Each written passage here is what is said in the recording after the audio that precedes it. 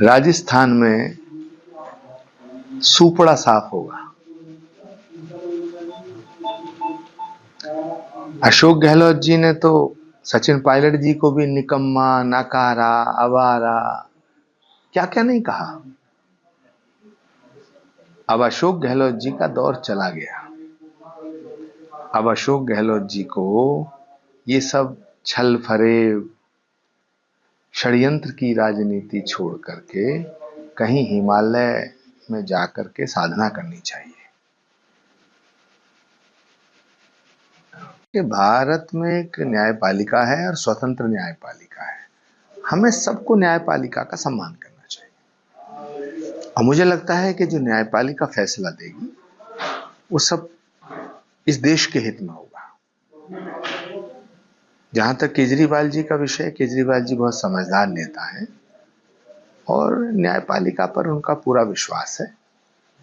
न्यायपालिका के फैसले की प्रतीक्षा करनी चाहिए। बाकी तो हर सवाल पे उंगली उठती है, हर जवाब पे उंगली उठती है। लोकतंत्र है।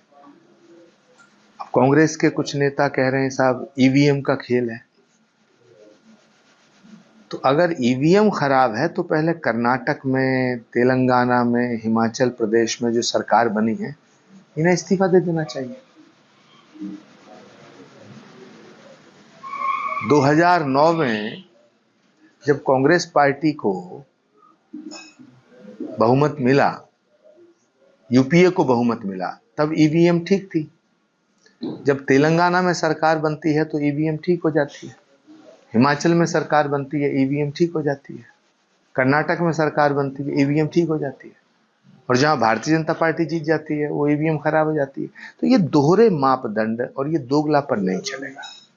यदि ईवीएम पर आपको भरोसा नहीं है तो तेलंगाना, कर्नाटक, हिमाचल आपको इस्तीफा दे देना चाहिए।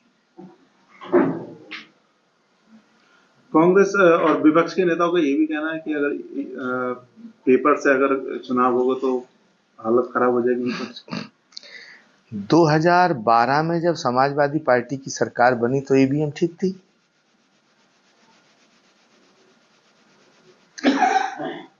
जहां जहां बीजेपी के खिलाफ सरकारें बनी हैं वहां ईवीएम ठीक है। वेस्ट बंगाल में ममता बनर्जी जब जीती तो ईवीएम ठीक हो गई।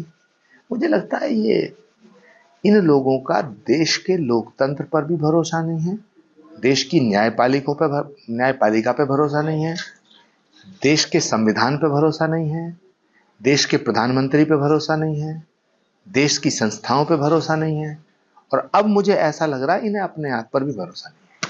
कि जो पैसा नंबर 1 में दिया जाता है, चाहे वो किसी को कर्ज दिया गया हो, चाहे किसी को दान दिया गया हो, उसमें तो छुपाने की कोई बात ही नहीं है। वो तो ऑन रिकॉर्ड है, इंटरनेट पे है।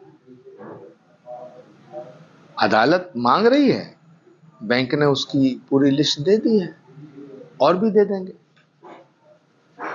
इसमें तो कोई मुद्दा बनाने का कोई सवाल ही नहीं उठता। खुला खेल फर्रुखाबादी है। लेकिन फिर भी अगर विपक्ष के नेता हल्ला मचाना चाहते हैं तो मचाएं। इनका एक मात्र उद्देश्य है, 1 पॉइंट प्रोग्राम है कि नरेंद्र मोदी को बदनाम किया जाए, मोदी के दामन को कैसे गंदा किया जाए। ये सुबह से शाम तक यही सोचते रहते हैं, और जितना ये मोदी के ऊपर कीचड़ उछालते हैं कमल खिलता रहता है। यही पिछले 10 सालों से हो रहा है और मुझे लग रहा है यही अगले 10 सालों 20 सालों तक होता रहेगा। से सवाल करिए कि अगर ईवीएम गलत है तो हिमाचल प्रदेश की सरकार, कर्नाटक की सरकार, तेलंगाना की सरकार, वेस्ट बंगाल की सरकार, तमिलनाडु की सरकार, केरल की सरकार इस्तीफा क्यों नहीं देती? अब जब हमारी सरकार बने तो ईवीएम ठीक, हम हार जाएं तो ईवीएम गलत। ये दोहरी बातें नहीं चलेंगी, ये दोहरे मापदंड नहीं चलेंगे, ये डेमोक्रेसी के खिलाफ है। विपक्ष के नेताओं को ये सोचना चाहिए कि वो क्या बोल रहे हैं। क्या इस देश में लोकतंत्र नहीं है? क्या इस देश में न्यायपालिका नहीं है? तो कुछ तो भरोसा करें।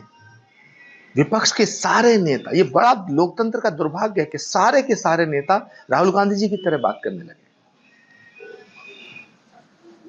देखिए, राहुल गांधी जी को खुद ही नहीं पता है वो क्या कह रहे हैं। राहुल गांधी जी को यह भी नहीं पता वो क्यों कह रहे हैं, लेकिन राहुल गांधी जी कह रहे हैं। राहुल गांधी जी को शक्ति, भक्ति, आदि शक्ति, शक्ति क्या है, भक्ति क्या है, अभी राहुल जी को क्या पता। उनके साथ कुछ ऐसे लोग हैं जो राहुल गांधी जी को बर्बाद कर रहे हैं। वो एक कागज पकड़ा देते हैं उन्हें, वो हवाई जहाज में उसे पढ़ते जाते हैं। जब उतरते हैं तो कभी याद रह जाता, कभी भूल जाते हैं। तो सबसे बड़ा सवाल यह है कि राहुल गांधी जी को खुद ये सोचना है कि वो जो ये बोल रहे हैं, क्यों बोल रहे हैं, और इस बोलने का अर्थ क्या है। क्या वो हिंदुत्व के खिलाफ लड़ना चाहते हैं? क्या वो हिंदुत्व की शक्ति को मिटाना चाहते हैं? उन्हें खुद सोचना है। क्या वो सनातन के खिलाफ लड़ना चाहते हैं? तो एक बार साफ साफ उन्हें बोलना चाहिए और ये साफ करना चाहिए कि वो भाजपा के खिलाफ हैं या हिंदू धर्म के खिलाफ हैं। क्रांति की धरा है। 1857 में जंग आजादी की मशाल जली थी। जिस धरती से 1857 में जंग आजादी की मशाल जलाई गई थी, उसी धरती से, उसी मेरठ की धरा से, मेरठ की क्रांति की धरा से भारत के प्रधानमंत्री 2024 के लोकतंत्र के महाभारत का दीप प्रज्वलित करेंगे। अब मुझे लगता है कि उनके द्वारा प्रज्वलित किए गए इस दीप की रोशनी पूरे भारत में ही नहीं, पूरे विश्व में फैलेगी। देखिए, जब माल आता है तो कई तरह की समस्या भी साथ लाता है। तो ये तो कांग्रेस के नेताओं को बताना चाहिए कि इतना सारा सैकड़ों करोड़ रुपए का जो उन्हें नोटिस मिला है, तो आखिर क्यों मिला है। तो इसका जवाब तो कांग्रेस पार्टी के नेता देंगे। 1800 करोड़ हो या 18,000 करोड़ हो, इसका जवाब तो जयराम रमेश और केसी वेणुगोपाल जी को देना चाहिए। सच बात यह है कि चोर कभी भी नहीं कहता कि वो चोर है, डाकू कभी नहीं कहता वो डाकू है, लुटेरा कभी नहीं कहता वो लुटेरा है। लेकिन सच बात यह है कि देश का पैसा लूटा तो गया है। अब जब देश का पैसा लूटा गया है, उस पर जांच चल रही है, तो इसमें प्रॉब्लम क्या है। जो नेता ईडी, सीबीआई या इनकम टैक्स की जांचों की जद में हैं, वो अगर सच्चे देशभक्त हैं तो उन्हें जांच का सामना करना चाहिए, न्यायपालिका पे भरोसा करना चाहिए। और मैं समझता हूं कि भारत की न्यायपालिका एकदम स्वतंत्र है। भारत की न्यायपालिका पर किसी भी सरकार का कोई दबाव नहीं है। तो जब सरकार का दबाव नहीं, अब न्यायपालिका अगर हमारे हक में फैसला कर दे तो न्यायपालिका ठीक है, अगर हमें नोटिस दे दे तो न्यायपालिका गलत है। तो ये दोहरे मापदंड नहीं चलेंगे। अपने रास्ते से भटक गई है, वंदे मातरम का रास्ता छोड़ के भारत के टुकड़े करने वाले रास्ते पर आ गई है। रघुपति राघव राजा राम पतित पावन सीताराम का रास्ता छोड़कर सनातन को मिटाने के रास्ते पे आ गई है। तो जो पार्टी सनातन को मिटाने के रास्ते पे आ गई, जो पार्टी वंदे मातरम और भारत माता की जय का रास्ता छोड़कर भारत के टुकड़े करने वाले रास्ते पे आ गई हो, उस पार्टी को भगवान भी कैसे बचाएगा। और जब तक राहुल गांधी हैं, कांग्रेस को कोई नहीं बचा सकता और राहुल गांधी जी को कांग्रेस से कोई हटा नहीं सकता। अच्छा, दिल्ली के गांधी मैदान में इंडिया गठबंधन की रैली है जिसमें सभी विपक्ष इकट्ठा है और महबूबा मुफ्ती का कहना है कि देश में बहुत ही हालात मुश्किल से गुजर रहे हैं, ना कि कोई वकील है और इस कलयुग के अमृतकाल को इसे कहते हैं कि मतलब लोगों को बिना कुछ पूछे, बिना कुछ जानकारी लिए जेल में डाला जा रहा है। महात्मा गांधी की आत्मा बड़ी दुखी होगी, गांधी की आत्मा रो रही होगी जब गांधी मैदान में सारे गांधी विरोधी इकट्ठे हो गए। महात्मा गांधी का जो बेसिक कॉन्सेप्ट था, जो उनका विचार था, सत्य, अहिंसा, सद्भावना, प्रेम, करुणा, राष्ट्रभक्ति, इन सारे के सारे सिद्धांतों के खिलाफ सिर्फ स्वार्थ का गठबंधन बना लेने से और पूरा के पूरे विपक्ष का एजेंडा, अगर आप पूछो तो कोई नहीं है, पूरे विपक्ष का एकमात्र एजेंडा है मोदी हटाओ। मोदी क्यों हटाओ, इसका जवाब इनके पास नहीं है। बस मोदी हटाना चाहते हैं।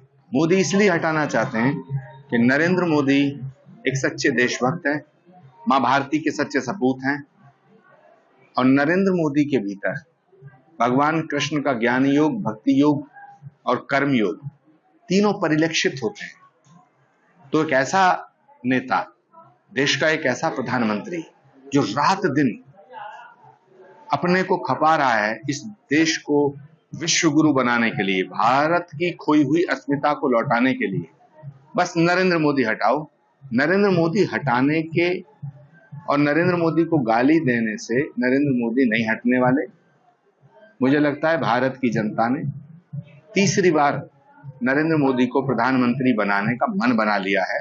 उसकी जो छटपटाहट है वो रामलीला मैदान में स्पष्ट दिखाई दे रही है। जी मेरठ में रैली करेंगे, तो क्या आप भी रैली में शामिल होंगे? देखिए, मैं रैली में शामिल हूं या ना हूं, मैं रेला में शामिल हूं या ना हूं, लेकिन मैं नरेंद्र मोदी जी के साथ